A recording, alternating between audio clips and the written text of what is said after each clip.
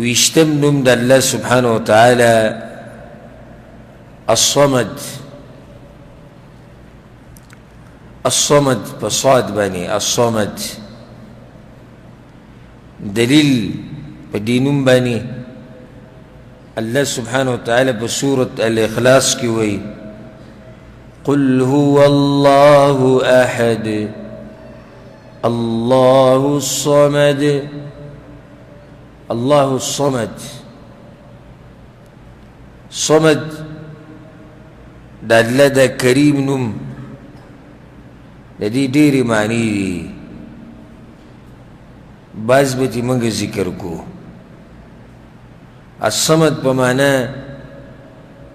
د هغه عظیم او د هغه سردار په معنا راځي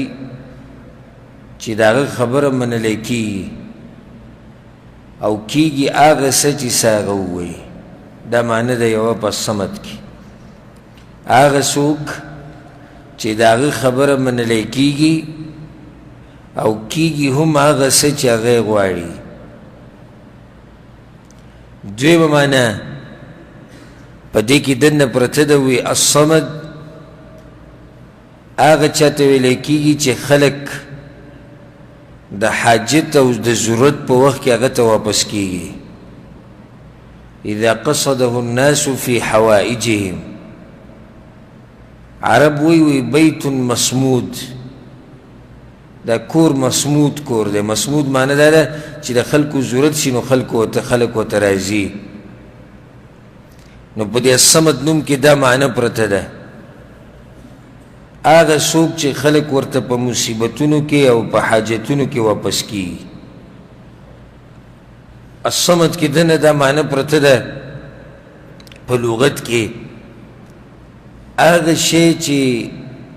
خېټه نه وي نه څه خوري او نه څه څکي. نه څه خوري او نه څه څکي.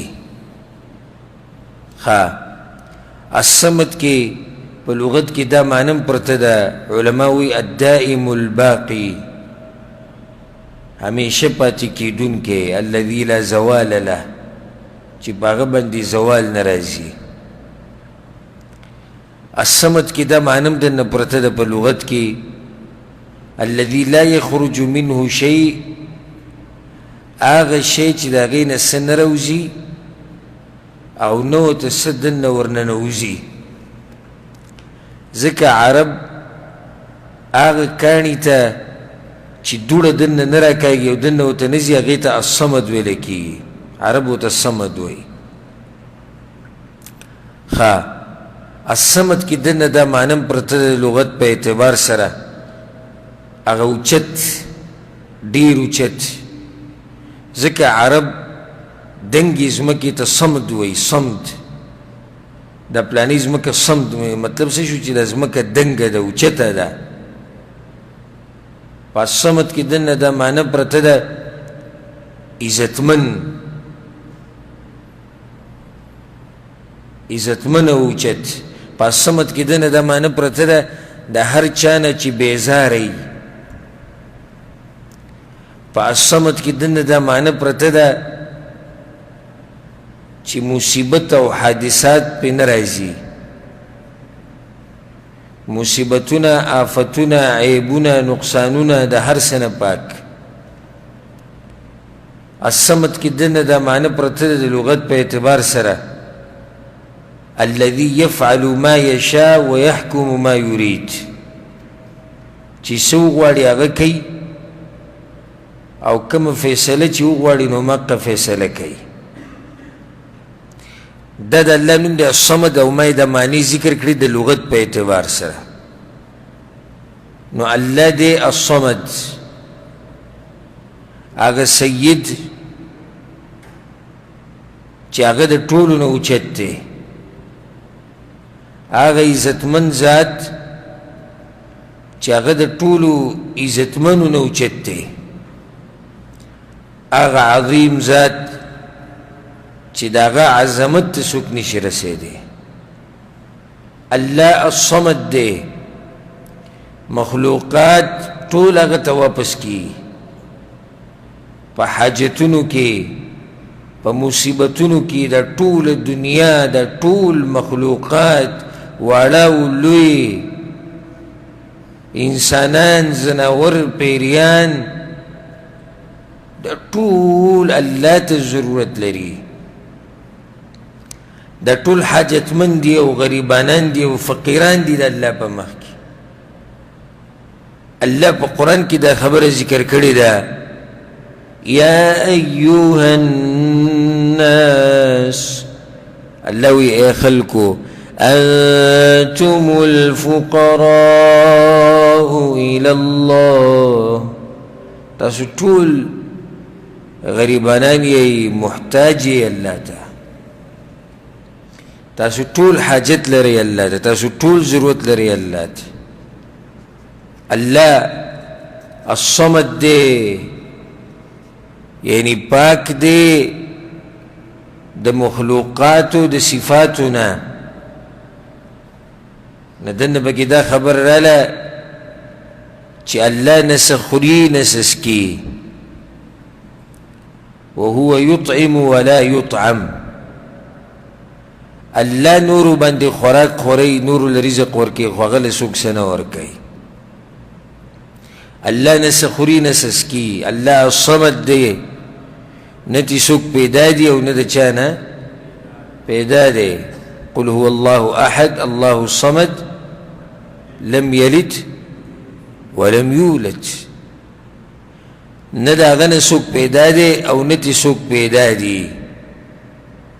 الله الصمد دی نه په مرګ راځي او نه چاته په میراث کې څه پرېږدي هر مخلوق چې په دې دنیا کې دی نو په هغه باندې به مرګ راځي او په هر چا چې مرګ راځي نو شاته میراث پرېږدي نو الله چې دی نه په مرګ راځي او نه په میراث کې څه پرېږدي الله الصمد دی هغه معبود دی چې عبادت د عبادت نه دی حقدار مګم دغه ذات الله الصمد دی الذي لا عیب فيه چې په کې هیڅ عیب نشتی هغه د هر قسمه آفاتونه د نقصاناتونه د عیبونو نه پاک دی الله الصمد دی الدائم الباقی همیشه پاتې کیدونکی ذات دی په هغه باندې نه فنا راځي او نه ختمیږي هو الاول والآخر اولنی دی و آخرنی دی الله الصمد دی عزتمند دی شان او قدر اوچت دی الله الصمد دی چې د هر څه د فساد نه او د ورانی نه منع کړي دي نو د دې مخلوقاتو حفاظت کوونکی څوک دی الله دی دا مخلوق او د دنیا د نظام چې داسې په ترتیب روان دی او د ورانېدو نه بچ دی نو دا د الله په حکم سره داسې د حفاظت کوونکی الله دی دا په الصمد کې د نه ما تاسو ته د معنی پرته ده نو الله الصمد دی د دې مخلوق حفاظت کوونکی دی وګوره د اسمانونو ته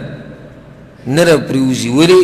ان الله يمسك السماوات والارض ان تزولا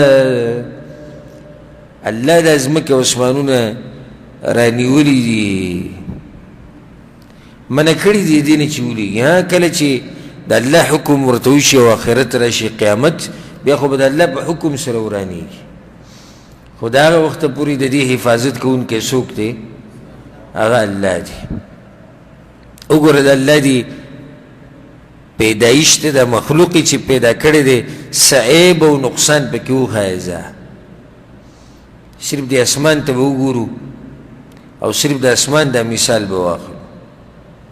الله بسورة الملك وي ما ترى في خلق الرحمن من تفاوت وي بنني تسعيب او سنقصان در رحمن بدي مخلوقاتك فارجع البصر هل ترى من فطور الله إذا دا سترګې واړوه راواړوه دې اسمان ته په دې اسمان کې څه چون ښکاري څه عیب پکې شتي څه سوری پکې تاته ښکاره شوی دی څه نقصان پکې تاته ښکاره شوی فرجع البصر کرتین الله وایي که په یو پیر نه کېږي په دویم پیر دا نظر واړوه ځه فرجع البصر کرتين ينقلب إليك البصر خاسئا وهو حسير الله نور بيس ونك خدا سترګې به درته ذلیله راواپس شي او هسې به دې دا سترګې ستړي شي نو د الله په مخلوق کې ته څه عیب نشي راوستی الله الصمد دی الذي ليس كمثله أحد چې داغه په شان څوک نشته قل هو الله أحد الله الصمد لم يلد ولم يولد يمكي سري ولم يكن له كفوا أحد او د الله په شان څوک نشته او د الله سره برابر څوک نشته الله الصمد دی الذي يحكم ما يريد چې څه وغواړي هغه کوي ځکه الله په قرآن کې څه وایي وهو الغفور الودود ذو العرش المجيد فعال لما يريد فعال لما يريد چې څه وغواړي هغه کوي يفعل ما يريد چې څه اراده یې هغه کار کوي او الله چې کومه فیصله کول غواړي هغه فیصله کوي دا دی زمونږ رب الصمد د دې نوم فایده سره ووته د هر نوم په باره کې ډېرې اوږدې خبرې کیدی شي خو موږ به خبره دومره کوو چې بس موږ پې خپل مقصد ته ورسو او موږ ته دغه نوم هغه معنی ثابتې شي چې دې نوم څه معنی ده فائدہ د دې نوم دا راووته چې الله الصمد دی